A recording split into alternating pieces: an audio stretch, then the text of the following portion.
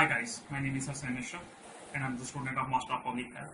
I am here to give you the book review about one of the most important topics the world history has faced, and that is about an infectious and contagious and very deadly disease, that is the smallpox. My book review is about a book written by the author Gareth Williams, and the title of the book is Angel of Death, the Story of Smallpox. As it is clearly indicated in the title that it was the angel of the death, but nothing else.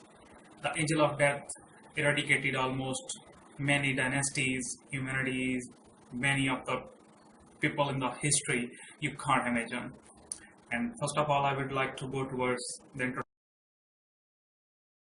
Gareth Williams is a professor of medicine and a former dean of faculty at the University of Bristol in United Kingdom. He has written and co-authored over 20 books, including the textbook of diabetes, that is the BMA book of the year in 1997, and has contributed to more than 30 books as well. He also writes general and humorous articles for a readership. His appearances on national and international and radio TV make him a very peculiar person. What was the motive of the author to write this book? He says that he found himself thinking about the history of the vaccination, and when he went back to the history, he found that the smallpox was a destructive and so powerful force that it was even considered as a god of that time. So he thought to write something about the awareness of the smallpox. Angel of Death, the Story of Smallpox was shortlisted as Wellcome Trust Book Prize for 2010. Until the 19th century, it was the angel of the dead that stood over the lottery of life, sweeping down on one person in three and killing up to half of its victims. It was during the 20th century, it still remained one of the deadly diseases in the world, and it cost the life of many human beings, including the many victims. They were sealed in the coffins with sawdust and gallons of industrial disinfectant.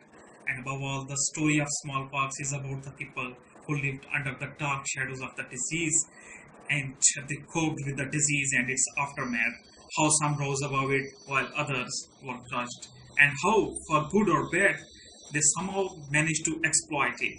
Smallpox would draw the extremes of human behavior, from blessing to killings.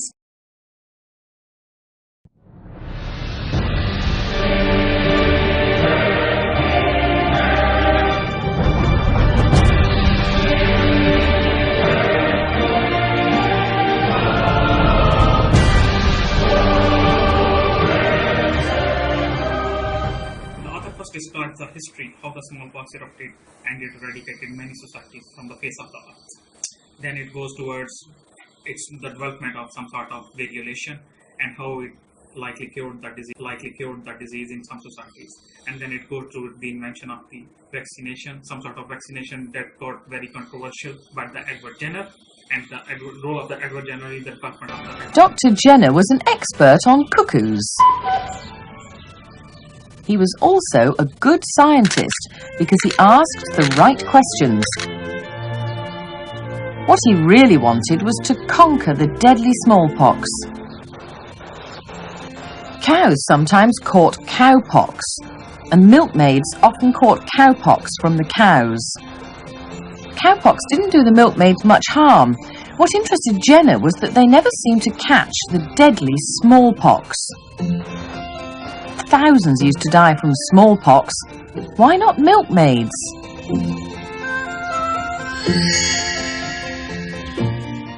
Could it be that cowpox got in the way? Could catching cowpox stop them catching smallpox? To test his theory, he needed someone young who hadn't had either cowpox or smallpox. He chose James Phipps, aged 8 3/4.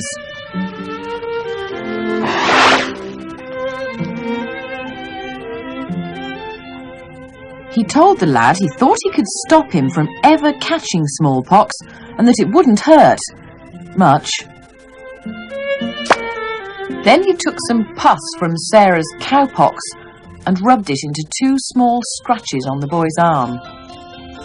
Cowpox was called vaccinia, so Jenner called his invention vaccination. In a few days, James was poorly with cowpox, but he soon got better. 6 weeks later, Jenner took pus from a smallpox victim and deliberately tried to give James Phipps the deadly disease. There was no cure for smallpox. But James didn't get smallpox. He lived to a ripe old age. And now smallpox has been wiped out thanks to Edward Jenner and his vaccination. Finally, it deals with the global eradication campaign, included charismatic and persuasive evangelists who had to fight the bureaucracy, superstitions, politics, and as well as the smallpox itself. Smallpox also brought mutilations and blinders, death, and drove people to infect hideous cruelty. The book also deals with the role of Lady Mary in the early smallpox cure, and then it deals with the Robert Sutton, what it calls that from passion to fashion. He built the houses and earned a lot of money from them for the cure of the smallpox. Then there is a hot debate.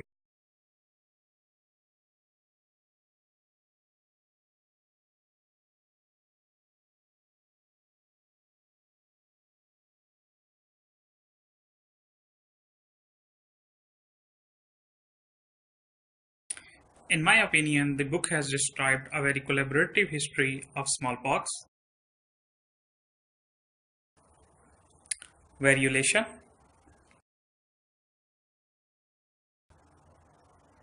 and vaccination.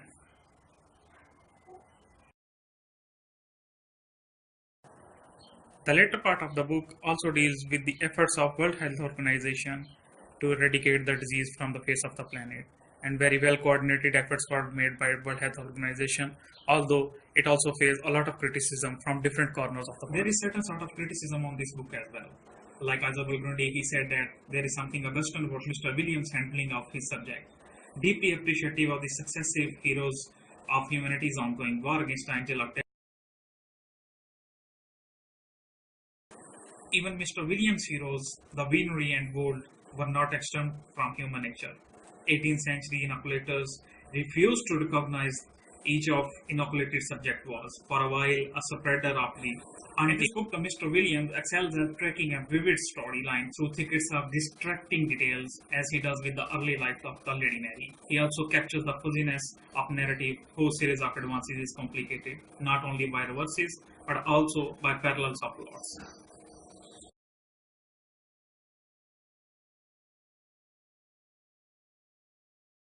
Now, what can we learn from that, and what can be done? What is the role of World Health Organization in that? If the smallpox is being used as a weapon, as a biowarfare weapon, what can the world do?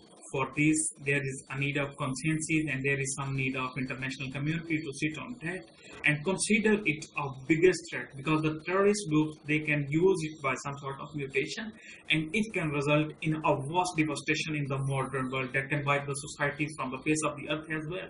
And still, the smallpox, it's in laboratories, it's being saved by the United States and USSR as well, formerly USSR, now Russia. They can.